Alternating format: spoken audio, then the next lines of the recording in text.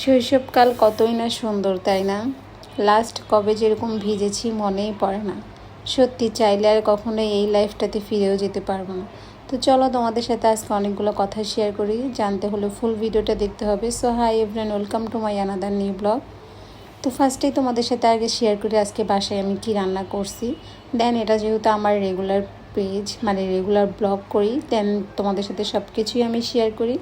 তো আজকে সকালে ঘুম থেকে উঠে ভাবতেছিলাম কি রান্না করব এইগুলো চিন্তা করতে করতেই দুপুর হয়ে গেছে। তো সকালে আমরা নাস্তা করে দেন তোমাদের ভাইয়াকে দোকানে পাঠিয়ে দিছি। দেওয়ার পরে আমি কি রান্না করব বুঝতেই পারতেছি না।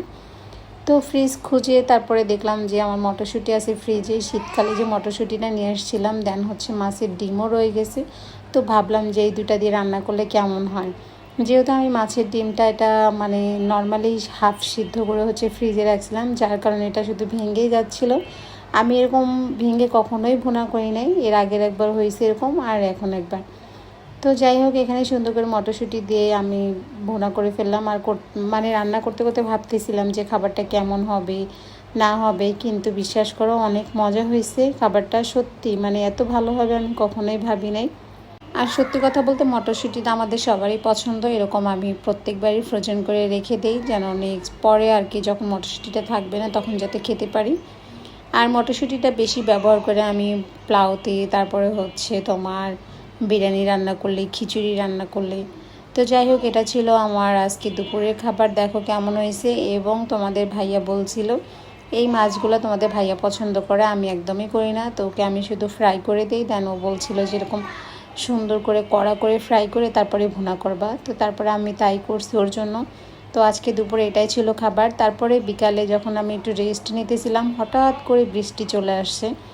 তো আমার ঘুমটা অটোমেটিক ভেঙে গেছে। যাওয়ার পরে দেখি জানালা দিয়ে এই সুন্দর মুহূর্তগুলো আমি মানে একদমই মানে ফেলে দেওয়ার মতো কোনো জিনিস না। মানে এই সুন্দর মুহূর্তটা যদি আমি ক্যাপচার করে না রাখতাম, মানে আমি খুব মিস করে ফেলতাম।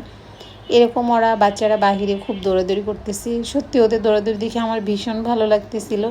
অ্যান্ড মনে হচ্ছিল যে যদি এরকম আমরা আবার ছোটোবেলায় ফিরে যেতে পারতাম। তো আমাদের বাসা থেকে এখানে আম গাছগুলো দেখা যায়। আম গাছগুলো কিন্তু অনেক দূরে, বাট আমাদের রুম থেকে দেখা যায় যে আম মনে হয় নাই। তো আমি ক্যামেরাটা জুম করে দেখতেছি, মাশাআল্লাহ অনেক আম ধরছি। ভিতরে কিন্তু আরও আম আছে। তোমরা হয়তো আমার ফোনে সবগুলো আসতেছে না, বাট আমি কিন্তু দেখছি। তো যাই হোক, দেখো এখান থেকে আমার জানালাটা কত দূরে, তারপরেও আমি জুম করে একদম তোমাদেরকে দেখানোর চেষ্টা করছি। দেন আজকে বৃষ্টিটা তো ভীষণ সুন্দর ছিল।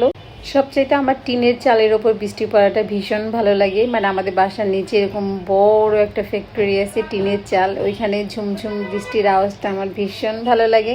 বৃষ্টি পড়লে আমি জানালার কাছে বসে থাকি। তো আজকের ভিডিওটা কেমন লাগছে সবাই অবশ্যই কমেন্ট করতে ভুলবা না।